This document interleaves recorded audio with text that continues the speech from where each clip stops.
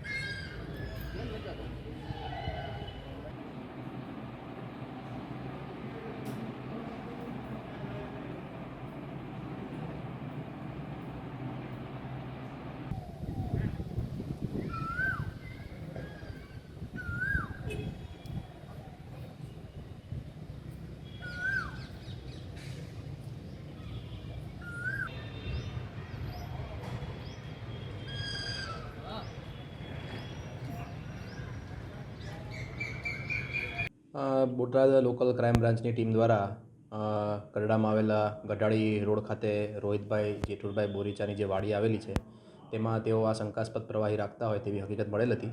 જે અન્વયે ટીમ દ્વારા રેડ કરતા જગ્યા ઉપરથી એક વાહનમાં તથા એક ટાંકામાં ભરેલું આ પ્રવાહી છે તે ટીમ દ્વારા સીલ કરવામાં આવ્યું છે, જેમાં અંદાજે 4,000 લીટર જેવું પ્રવાહી તથા તેની સાથે અન્ય મુદ્દામાલ મળી અને કુલ 8 લાખ રૂપિયા આસપાસનો મુદ્દામાલ છે તે સીલ કરવામાં આવ્યો છે, જેનો એ તપાસ છે તે ચાલી રહી છે।